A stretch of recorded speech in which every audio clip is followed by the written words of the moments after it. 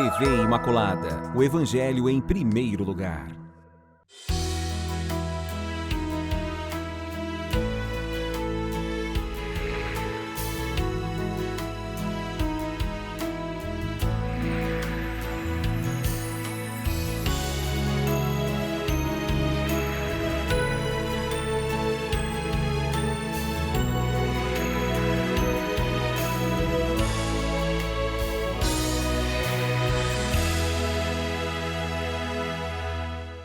Olá, amigos! Estamos aqui com o nosso programa maravilhoso Páginas da Bíblia.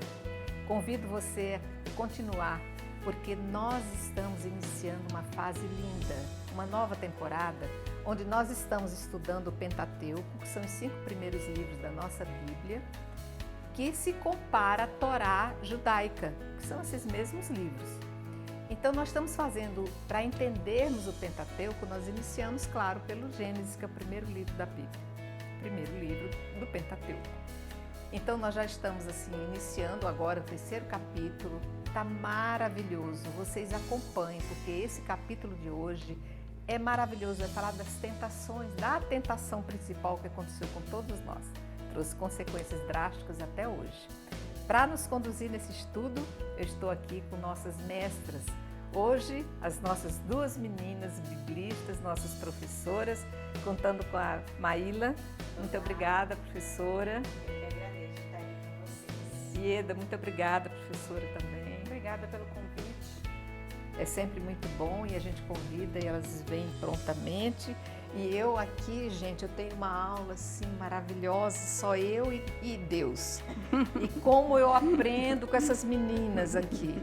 Então, eu vou pedir que vocês hoje tenham um pouquinho de paciência, mas nós vamos ler para facilitar quem não tem a Bíblia, o 3º capítulo que vai tratar desse relato da natureza. Isso aí que eu acabei de dizer para vocês, o capítulo 3º, podem abrir aí quem tem a Bíblia, o capítulo 3º do nosso livro do Gênesis.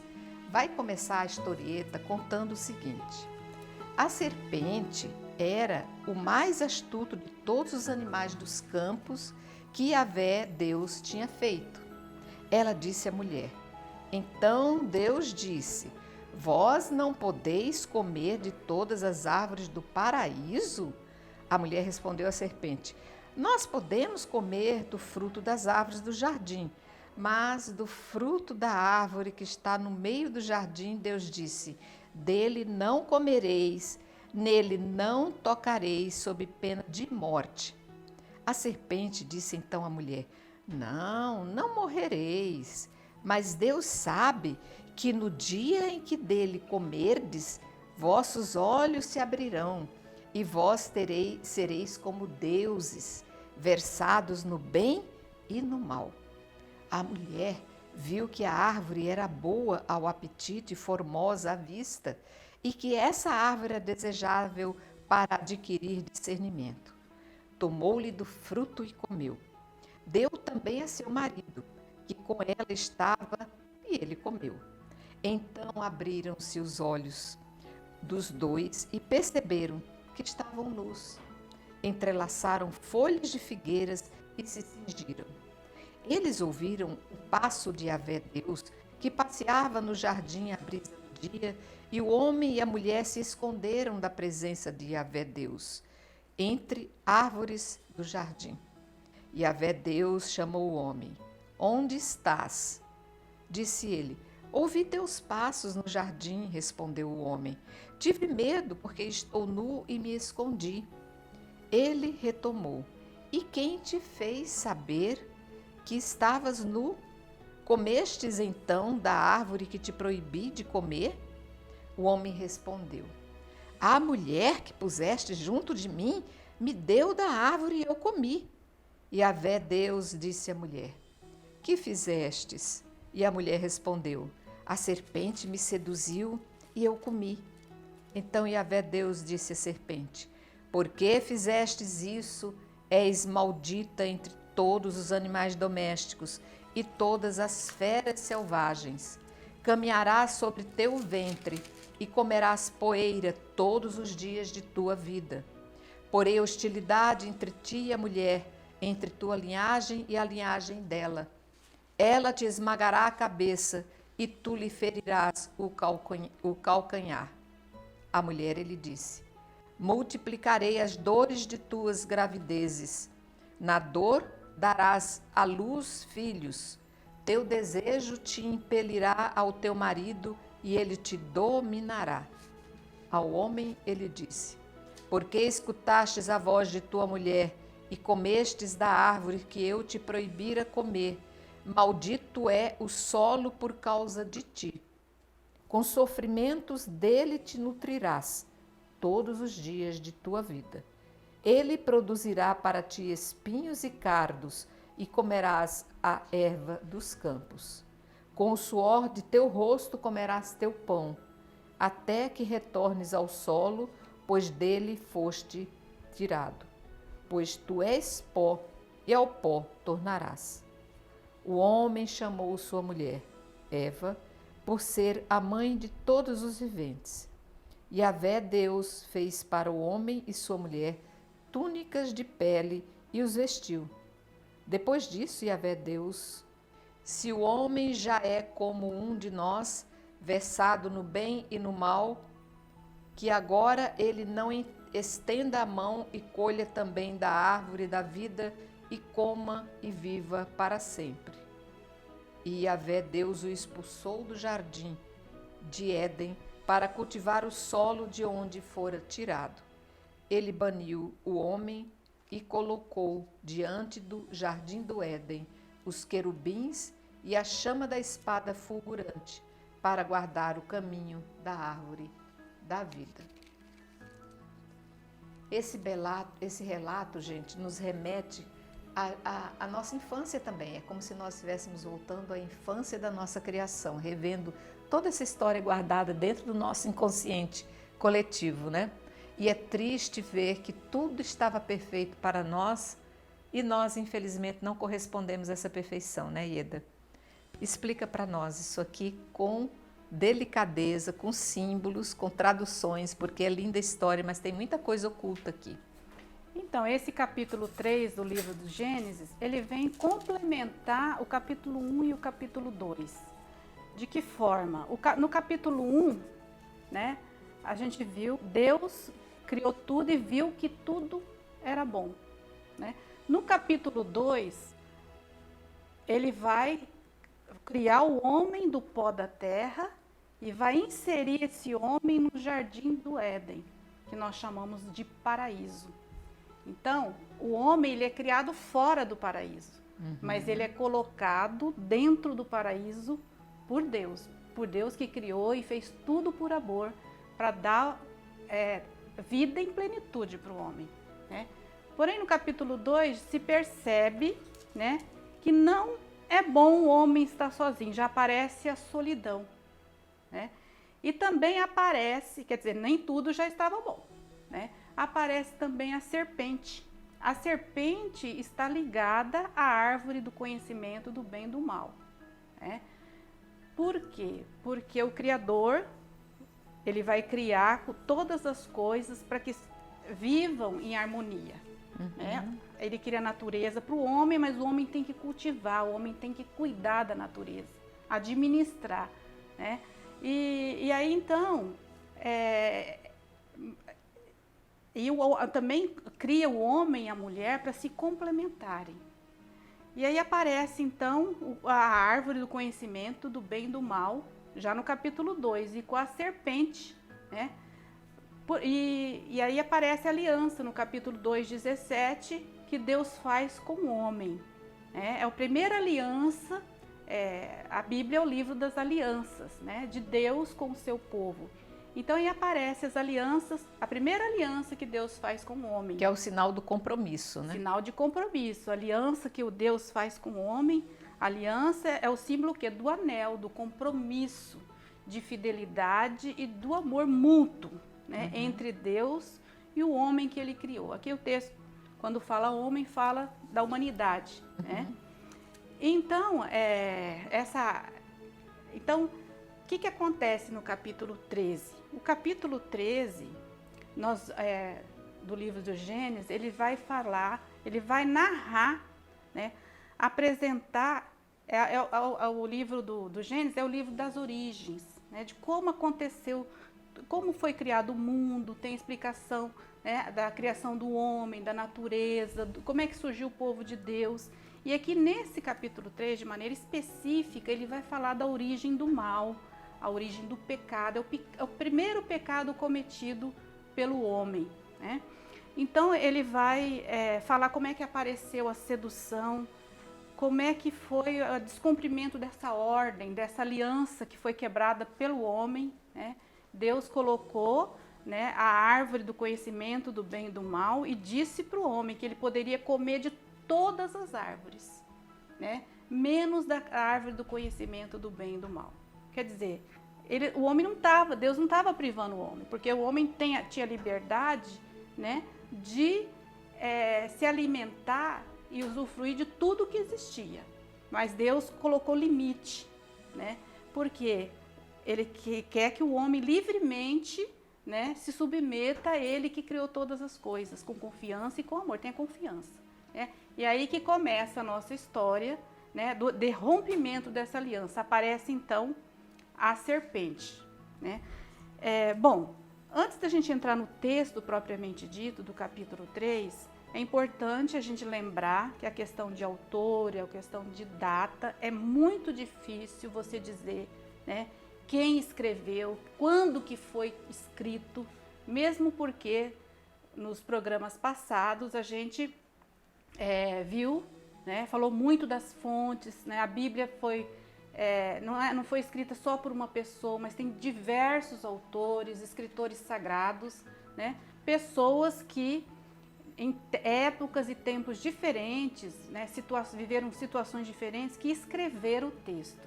Uhum. Então é difícil você definir qual período que foi escrito esse texto, né, e sob qual domínio vivia o povo de Israel. Quando esse texto foi escrito, mas ele lembra muitos momentos de dor, né, momentos difíceis da monarquia devido à opressão pela luta da terra. Era o período do exílio na Babilônia, também influência de deuses e cultos politeístas, né? As experiências negativas vividas também pelo povo de Israel no período do exílio. Então, só retomando um pouquinho a questão de autor, de data, né? Esse livro do Gênesis foi composto num período de 1000 anos antes de Cristo, provavelmente começou a ser escrito durante a monarquia, no reinado do rei Salomão, né?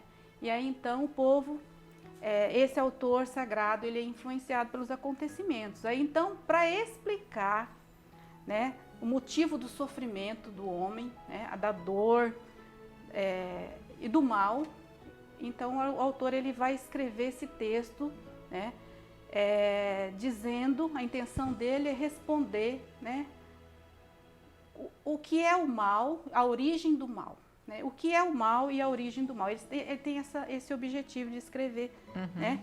E aí então ele vai usar uma narrativa, uma linguagem assim figurada com imagens, né? A gente sabe que o livro do Gênesis, do capítulo 1 até o 11, ele vai usar muito uma literatura mítica. Quer dizer, ele pega uma história, né, que aconteceu lá no Oriente Próximo, né? O autor sagrado ele vai pegar aquela história mítica e vai escrever algo que aconteceu de fato na história da humanidade, né? Algo que aconteceu no início da história, né? Da história do homem. Ele vai usar esse acontecimento original, um fato concreto que ocorreu, né? E aí então a revelação vai nos dar a certeza da fé de que toda a história está marcada pelo pecado, né? Uhum. Cometido livremente por nossos primeiros pais.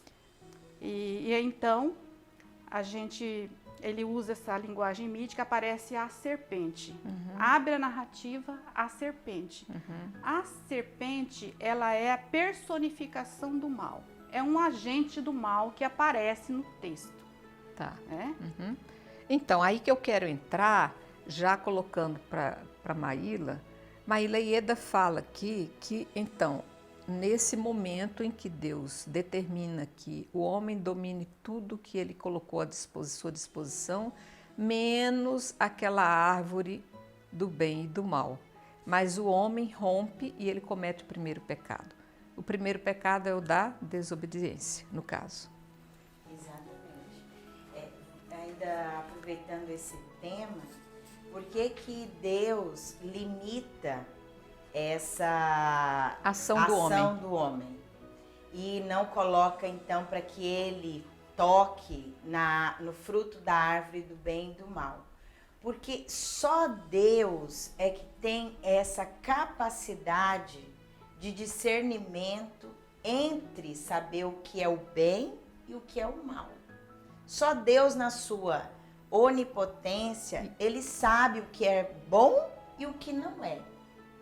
Por isso que, tomando isso para ele e sabendo que nós, humanos, ainda que tenhamos a inspiração de Deus, não sabemos de maneira plena escolher e saber as consequências que uma ação tem quando feita aí pelo lado negativo, pelo mal, Deus limita e nos protege. Olha a bondade de Deus. Ele não é restritivo de dizer não façam nada e só façam o que eu mando, só o que eu quero. Não, ele deixa.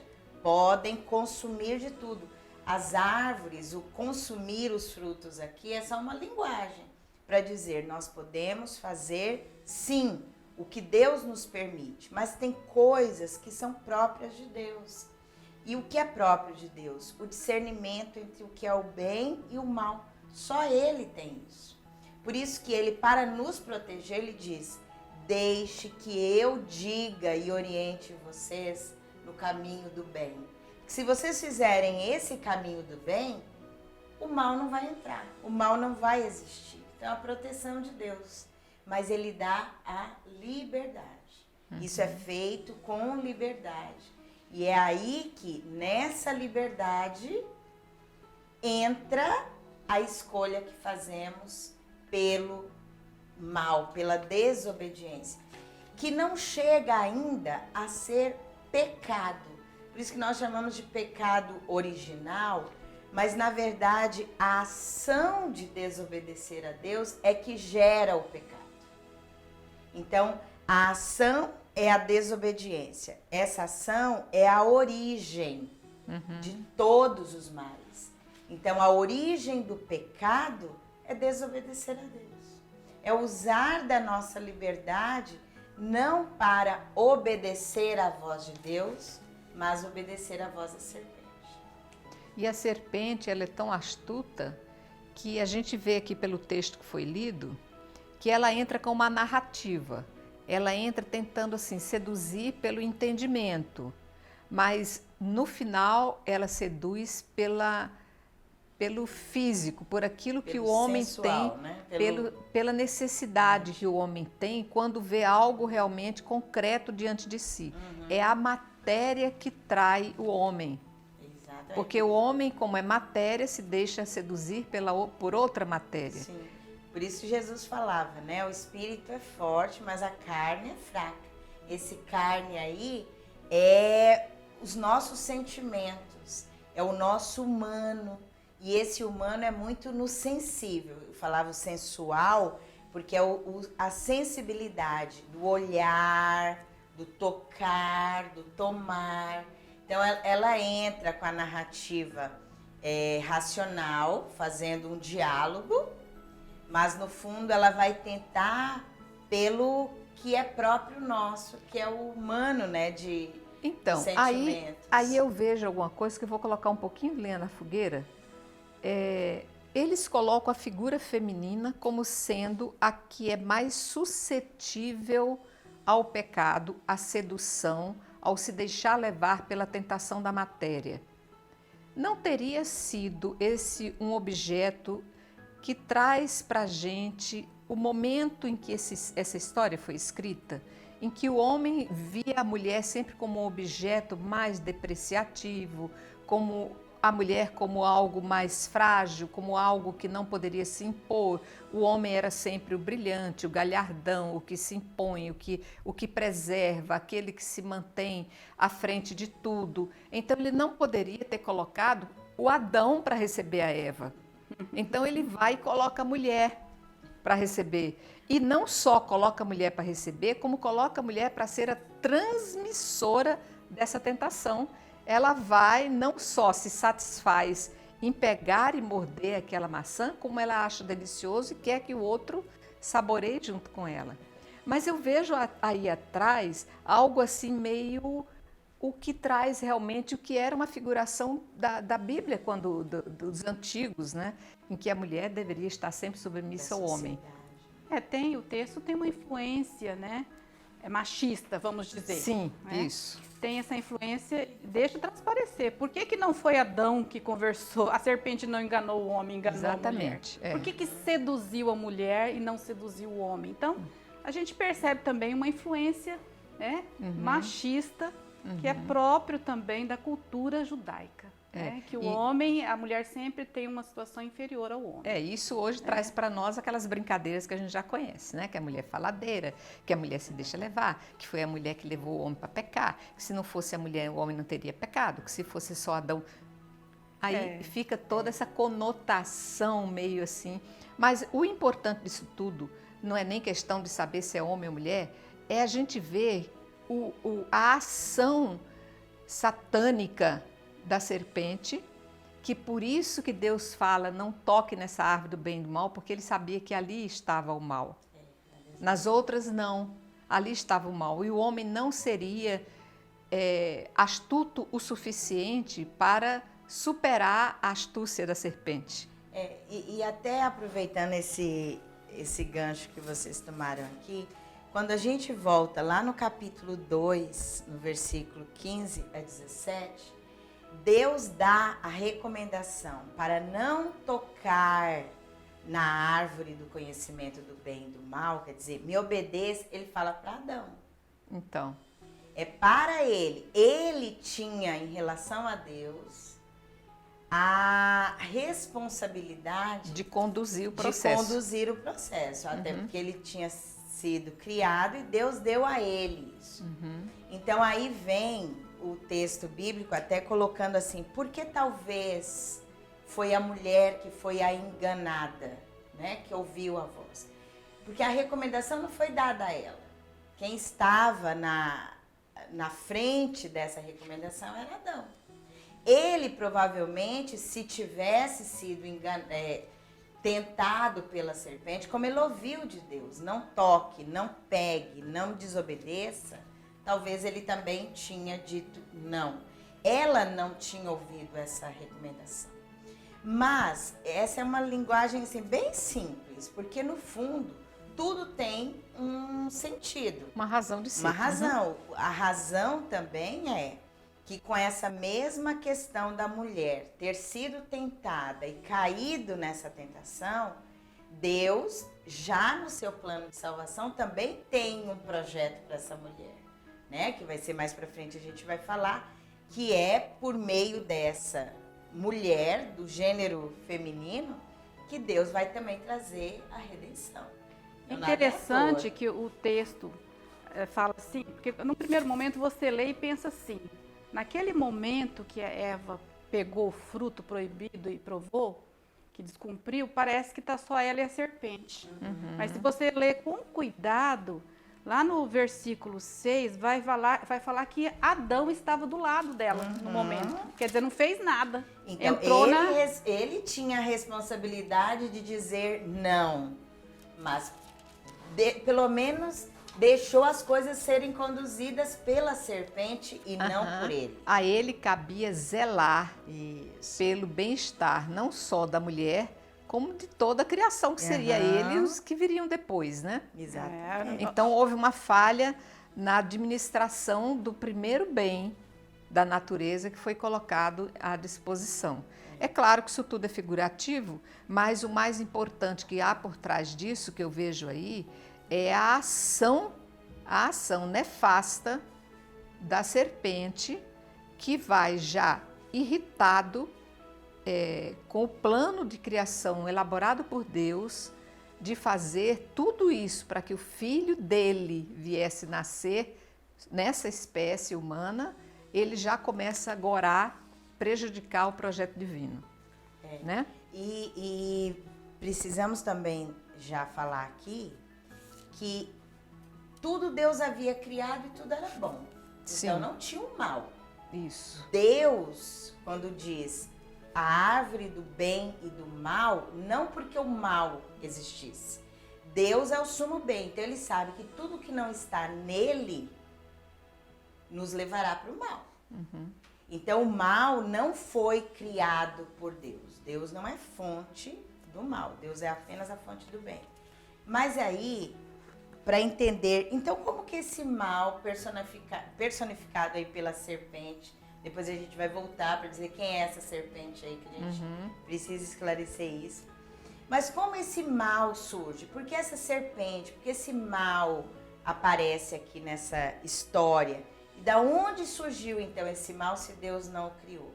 A gente também tem que fazer aqui um making of, quer dizer, uma história anterior que aconteceu. Deus, ao criar as coisas visíveis e invisíveis, visíveis é o quê? A criação do mundo, até mesmo o ser humano. Deus também criou as criaturas invisíveis, ou seja, espirituais. Exatamente, espirituais, que são os anjos.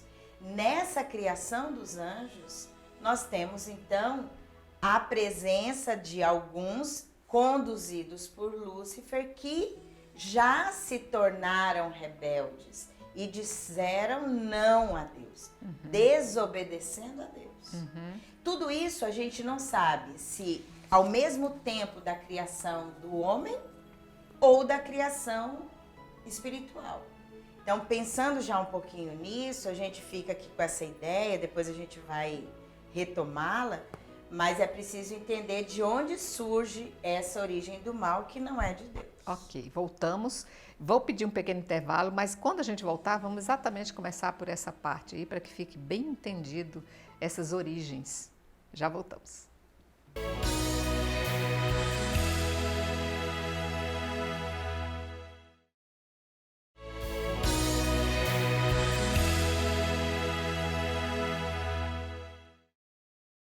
Então, nós estamos voltando, eu quero continuar com a Maíla a respeito desse assunto aí do bem e do mal, da serpente.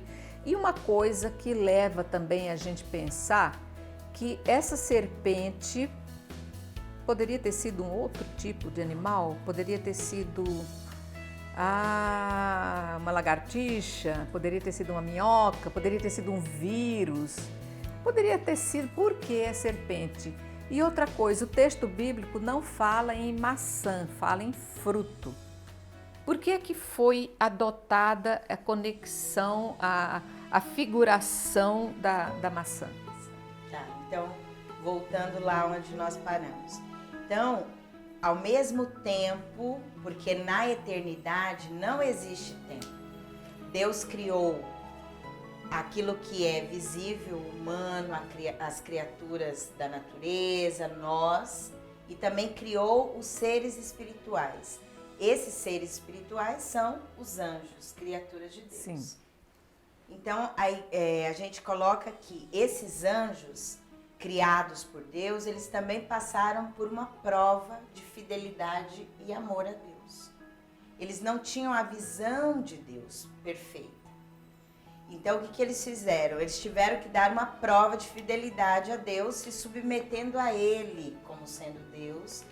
Deus até revelando qual seria o projeto dele para a humanidade, que é o seu filho se tornar homem.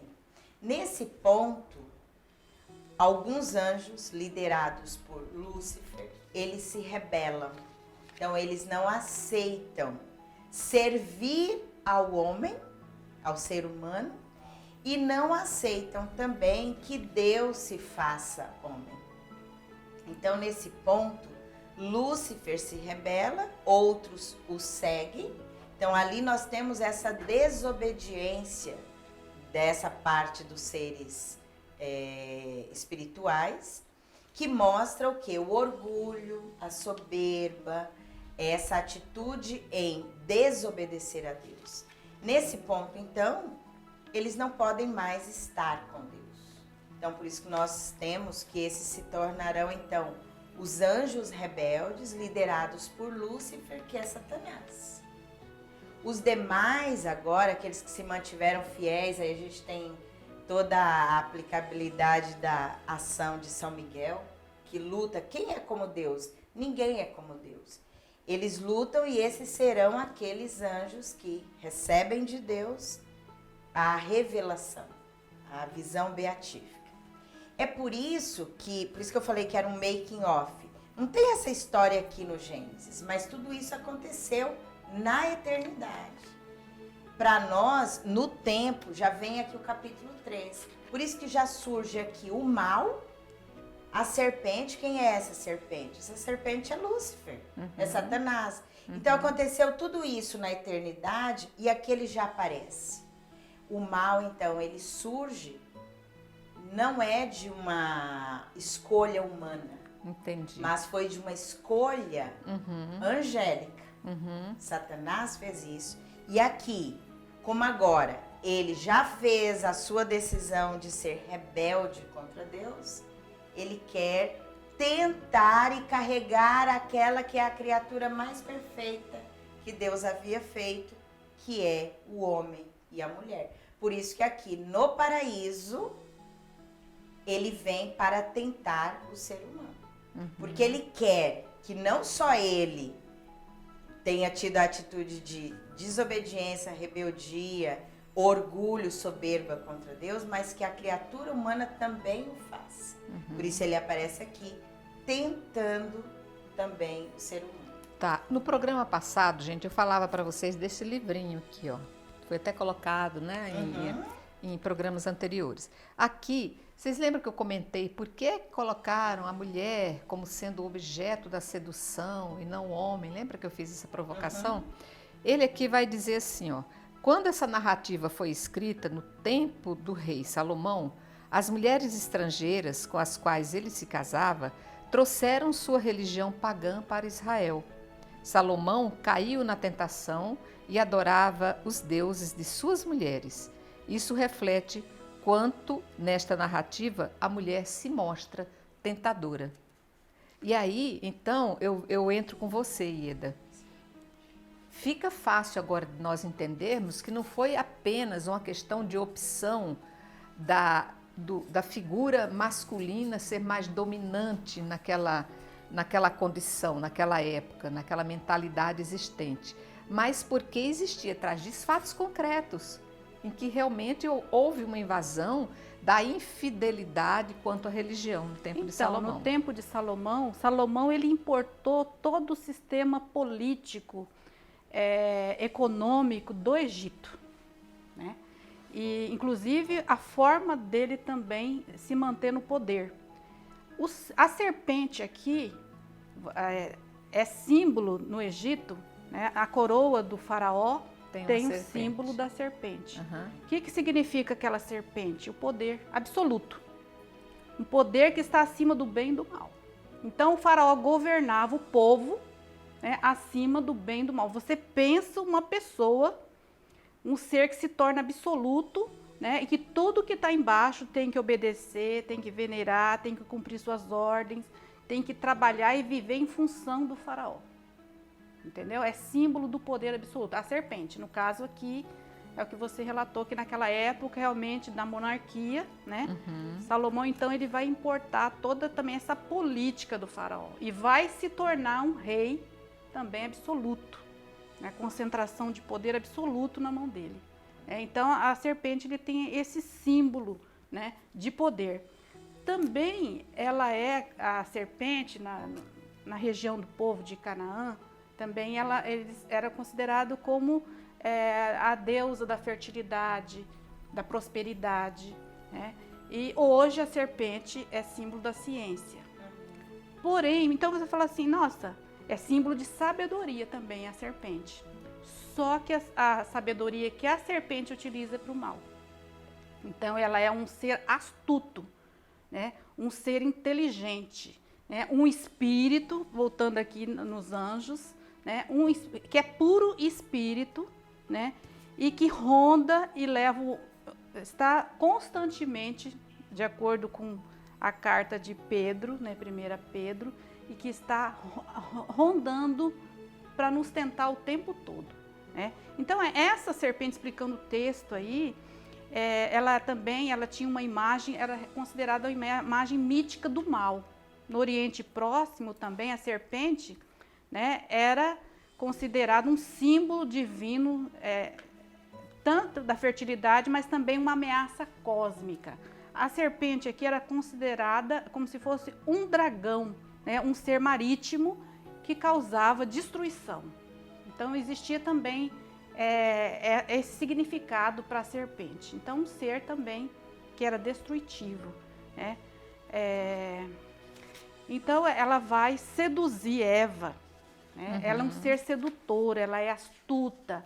E por esta sedução, ela vai levar, né, Eva a cometer o pecado, né, e, consequentemente, Adão também. Então, ela é esperta porque ela usa de meias verdades para seduzir. Então, ela apresenta o bem como se fosse Travestido. Travestido de mal. É o mal que ela oferece. É o mal travestido de bem. Mal. Então ela é mentirosa desde o princípio, né? Ela é o pai da mentira. Muitas vezes a Bíblia vai usar esse termo.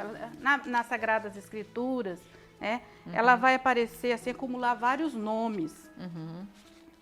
E aí aparece então ela como o diabo, Satanás, Tá. né? Diabo já seria uma tradução grega, né, para aquele que divide, que causa diabo. divisão. E Satanás, né, já é uma tradução hebraica, mas quer dizer a mesma coisa, que é o mal. Tá. Né? Maíla, eu queria ver aqui, porque a gente vai ver que nos relatos, no começo de toda aquela história que eu li, fala na criação em homem e mulher. Homem e mulher. Depois, mais para frente, se eu não me engano, depois do versículo 20, é que ele começa a usar o nome Adão e Eva. Ele está querendo, a partir daí, trazer para nós um novo conceito diante dos fatos que se deram. Aqui mostra o Adão, né, que é homem, né, aquele homem, a terra, a fragilidade humana, né? Então, por isso que aparece essa forma de chamar o homem. Não é um nome, Adão não é um nome, Adão é a condição, é o homem. É um conceito. É um conceito. Tirado do pó da terra. Tirado do pó da terra, Adamash, né? Que é a terra, o pó. Esse homem vem dessa fragilidade. Tanto é que o nome Eva só vai aparecer aqui no capítulo 3. Antes lá aparece a mulher. Deus criou homem e mulher. E aqui no capítulo 3, versículo 20, é que diz: o homem deu à sua mulher o nome Eva, que significa mãe de todos os viventes. Então, o objetivo aqui é mostrar essa fragilidade do ser humano, que sem Deus, ele não é nada, ele volta ao pó. Por isso que, quando Deus criou o homem e a sua auxiliar, né, viu que estava lá sozinho, não é bom que fique sozinho, criarei para ele uma companheira, uma auxiliar, uma colaboradora. Então, o homem e a mulher, eles foram criados para serem aí esse complemento um do outro.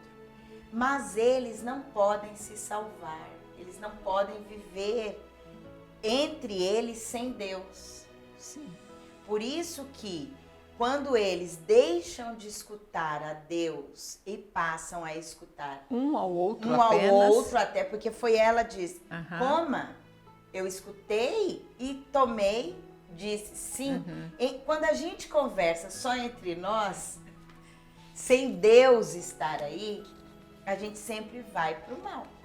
E principalmente, o que a gente precisa ver aqui, quando a gente deixa de escutar a voz de Deus e escuta a voz da serpente, nós estamos aí caindo no caminho da perdição. Você falava lá no início, por que esse caminho da perdição é personificado aí pela serpente, e Eda já explicou, e por que fala do fruto ou da maçã, por que aparece isso nessa história, sendo que não tem maçã nenhuma, não tem, fala do fruto. Foi uma né? dedução nossa, né? Isso. É que se a gente for ver a palavra fruto lá na linguagem mítica, ela vem da palavra malum. Malum, eles pegaram o malum. Malum tem 2 significados. Mal. Maçã e mal. E mal. Então, pegar o fruto do mal, escutar a voz da serpente, escolher o mal.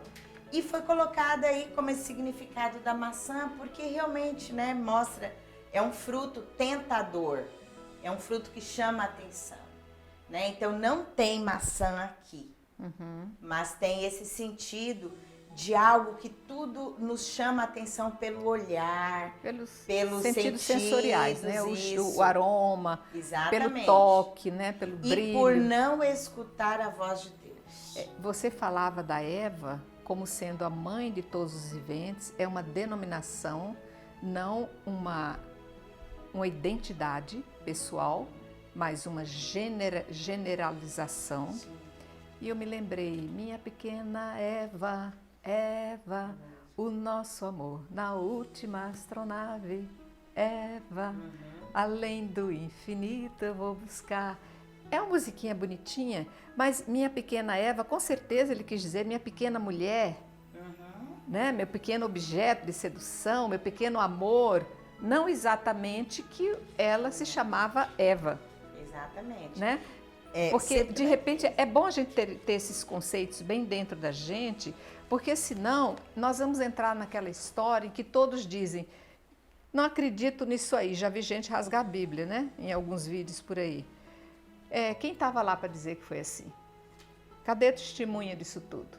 Isso tudo foi criado por alguém. Então, quando você mergulha no universo do simbolismo, você começa a entender o mecanismo da história que foi escrita.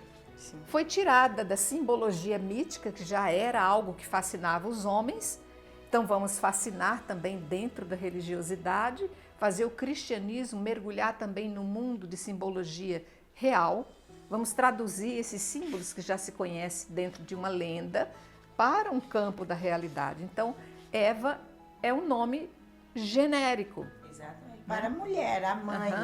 Aquela que foi criada com esse objetivo, né? De ser a mãe, a mulher. Mas eu queria ainda voltar, que tem que ficar isso bem... Tá, antes de você voltar, me veio uma pergunta agora. Nós falamos em paraíso. Nós poderíamos determinar onde seria esse paraíso que Deus colocou, toda a terra? Poderia ser Canaã, que talvez fosse a terra prometida, para onde foi deslocado todo o povo de Deus ao longo de 40 anos de caminhada? Essa é uma pergunta que a gente não tem como falar, foi exatamente nesse lugar. Se a gente pegar o capítulo 2, em que ele falava lá, Deus criou esse paraíso, tinha os rios que brotavam do centro desse paraíso, e fala para nós ali, pelo menos de 3 lugares conhecidos, né? 3 situações ali. Eufrates, o rio Tigre e a terra de Cuxi. A terra de Cuxi é ali perto do Egito, essa região. Provavelmente seja esse Oriente, mas a gente não sabe especificar, foi aqui nessa região. É algo que a gente ainda está sob suspeita, ou seja... Tá, mas eu te interrompi, você estava falando... Então, sempre voltar nessa ideia que pra gente tem que ter essa mensagem. O texto, ao invés de a gente ficar nos detalhezinhos, a gente tem que ter a mensagem que Deus quer deixar. E a mensagem é: Satanás, essa serpente, ela sempre vai trabalhar com essas meias verdades que Eda colocou. Ela vem nos provocar, primeiro, deturpando aquilo que Deus fala. Porque Deus lá tinha dado uma ordem, podem comer de tudo, menos da árvore do bem e do mal. Aqui ela vem e diz assim, é verdade que vocês não podem comer de nenhuma das árvores, dos frutos? A fofoqueira, olha a fofoqueira. Já mudou, já deturpou o que Deus falou. Deus disse, pode todas, menos essa. Segundo ponto, ela trabalha com aquilo que ela havia caído, que é a soberba e o orgulho, e nos tenta para isso. Vocês se tornarão deuses. Porque foi isso que Satanás, foi isso que Lúcifer quis ser. Quem é como Deus? Ninguém, mas ele quis ser. Então ele faz a mesma proposta para a mulher e para o homem. Podem comer o fruto. Vocês vão se tornar deuses. Mentira. Sempre seremos criaturas. Deus é Deus, Deus é o Criador. Quando a gente quer ser Deus, a gente vai se dar mal, né? E aí mais uma outra tentação que ele coloca. Seus olhos se abrirão. Quer dizer, é como se ele dissesse assim, sabia que Deus mentiu para vocês até agora? Ele não contou a verdade, nada para vocês. Porque quando vocês comerem do fruto, quer dizer, vocês fazerem o que vocês querem e não o que Deus quer, aí sim vocês vão conhecer todas as coisas. Deus, quando criou tudo, Deus deixou tudo muito claro para o ser humano. Deixou ele nesse paraíso, explicou todo o poder que ele tinha, deu a ele o poder de submeter as coisas, de dar nomes, de gerir, de administrar essa criação. Deus não esconde nada. As coisas com Deus são muito claras, mas percebe que a serpente, ela trabalha com a meia verdade, não mente direto. Se ela mentisse, falasse toda a mentira de uma vez, ele diria, não, Deus não falou isso. Mas ele trabalha com essa meia verdade. E isso continua sendo a atitude ainda do mal hoje. Nós temos o mal, mas ele nem sempre é escancarado. Ele vem com uma forma de algo bom, que nós não desobedecemos a Deus e que às vezes a gente cai exatamente por causa dessa tentação travestida de verdade. Travestida, exatamente. E que às vezes a gente continua caindo nesse erro aqui. Então, mas Ieda, ainda pegando já ali no finalzinho daquilo que a gente lia, vai falar da preocupação, achei tão bonitinho, a preocupação que Deus teve de vestir Adão e Eva. Porque eles se perceberam nus quando Deus os chamou. E Deus ajuda ele a fazer roupas para que eles pudessem. Isso tem a ver com retornar dignidades, tem a ver com vou te ajudar apesar da sua queda, eu vou te recompor, eu vou te deixar mais digno de mim. É a misericórdia de Deus também que aparece nas origens, né? Então é o primeiro ato de misericórdia de Deus para com o homem. Ele não abandona o homem. Então, logo após o pecado, comerem um fruto proibido, os olhos deles se abrem e eles percebem, né, que os dois estavam nus. Né? E aí eles fizeram para eles mesmos folhas de figueira e se cingiram para cobrir a nudez. Eles perceberam, então, isso quer dizer o quê? Que eles estavam nus, eles estavam indignos diante de Deus. Perceberam que cometeram o mal, algo errado. Estava feio. Né? Desobedeceram. Né? Tomaram consciência. Né? E aí tentaram se esconder, e esconder a sua nudez. Né? A pessoa que está nua, ela fica vulnerável. Né? A pessoa que está despida é a pessoa que está sujeita, aí a gente pode perceber as intempéries o mal e o tempo. bem, né? Então, eles ouviram, é bonito esse trecho que falam que ouviram os passos de Deus, né? Que passeava no jardim à brisa do dia, e o homem e a sua mulher se esconderam da presença de Yahvé Deus. Então, olha o grau de santidade que Adão e Eva foram criados. Né? Eles tinham contato, visão direta de Deus. Deus vinha todo final da tarde, né, para encontrar Adão e Eva, sua criatura.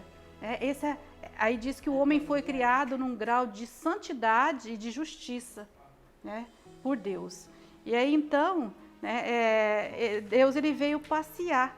E aí então eles falaram assim, Deus chamou o homem, né? Chegou num lugar ali de encontro com o homem e falou, onde você está? Diz que essa pergunta aqui Deus já sabia. O que ele ia responder. E ele queria que Adão, naquele momento, falasse, não, eu pequei, né, eu cometi o erro, né, e se arrependesse e pedisse perdão.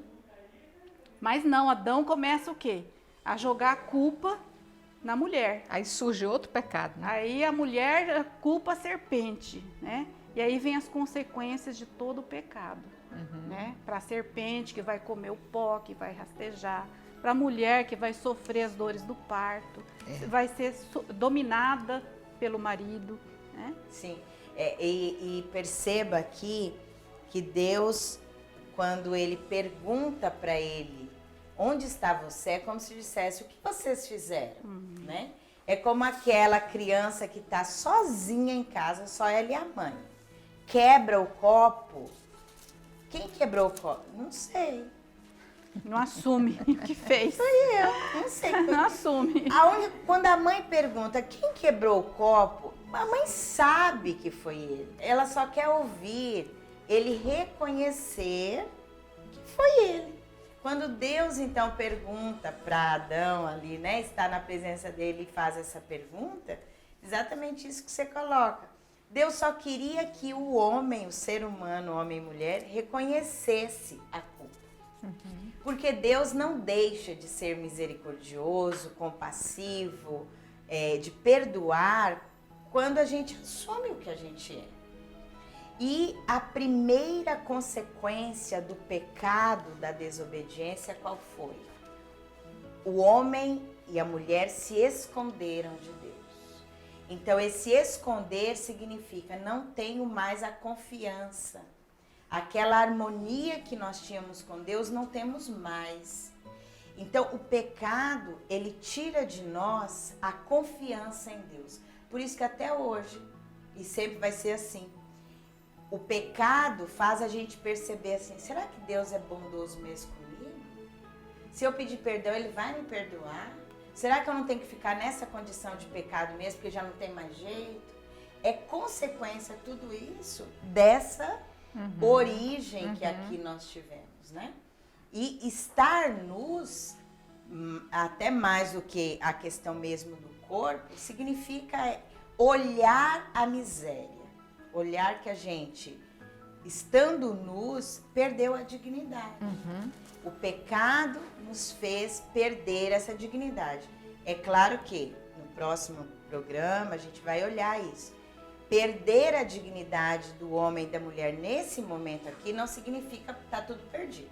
Né? Deus vai poder reverter essa história. Muito bem. E eu quero só fechar aqui aquilo que eu conversava também aqui com a Ieda antes, no versículo 21 desse capítulo 3º, que vai dizer, Yahvé Deus fez para o homem e sua mulher túnicas de pele e os vestiu. Me fez lembrar a confissão, quando você chega diante de Deus, relata seu pecado, pede perdão, que é isso que a Maíla falava, de reconhecer sua falta, Deus nos reveste com a sua graça, nos torna protegidos de novo, né? Nos tira a nudez que o pecado nos colocou. Então, eu quero aqui com esse assunto, então, de Adão e Eva, o pai e a mãe de todos os viventes, agradecer a vocês que estiveram conosco em mais esse programa, primeiro programa da série Pentateuco, o Gênesis, e dizer que, estando juntos, estando ligados, nós estaremos sempre aprendendo, estaremos sempre aprofundando a nossa fé. Então, agradeço a minhas mestras, Maíla, muito obrigada, Ieda, muito obrigada por esse estudo belíssimo, esse passeio maravilhoso que nós fizemos hoje pelo paraíso, nos preparando cada vez mais para as astúcias da serpente. Fiquem com Deus e só aqui, com a TV Imaculada, você poderá descobrir cada vez mais a salvação. Até mais, salve Maria Imaculada. Salve Maria Imaculada.